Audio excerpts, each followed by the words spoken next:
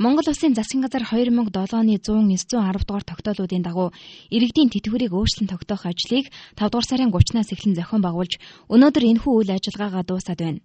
Энэ хугацаанд иргэдийн тэтгэврийг өөрчлөн тогтоох ажлыг нийслэлийн дүүргүүд 6 дугаар сарын 22-ны өдөр бүрэн дуусжээ.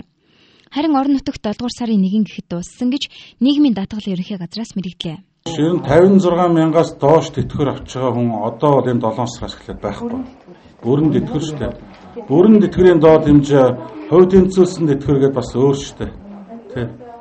Урьдчилсан тооцоогоор энэхүү арга хэмжээ нийгмийн даатгалын сангаас тэтгэвэр тогтоолгон авч байсан 287.2 мянган хүн хамрагдсан бөгөөд батлагдсан итгэл зүйрээр цалин хөлсийг нь бодоход 60.3 мянган хүний тэтгэвэр нэмэгдсэн байна. Харин итгэл зүйр хэрэгэлсэн боловч тэтгэвэр нэмэгдэхгүй байгаа 55 мянган хүний тэтгэврийг бууруулахгүйгээр авч байсан тэтгэврийг хэвээр нь олгох юм байна.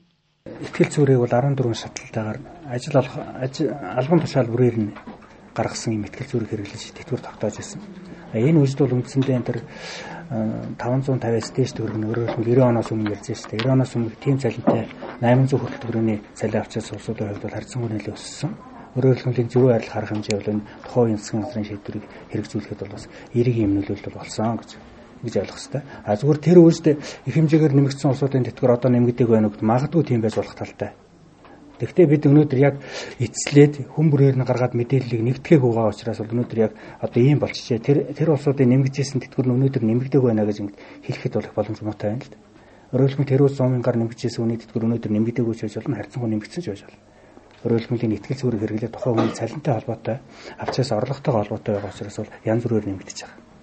2007 онд тэтгэвэр нэмэгдүүлэх 2 удаагийн арга хэмжээний дүнд 2006 оны жилийн эцсийн үзүүлэлтүүдтэй харьцуулахад тэтгэврийн доод хэмжээ 40.6%-аар, хувь тэнцвэрсэн тэтгэврийн доод хэмжээ 38.9%-аар, дундаж тэтгэвэр 27.8%-аар тус өссөн байна.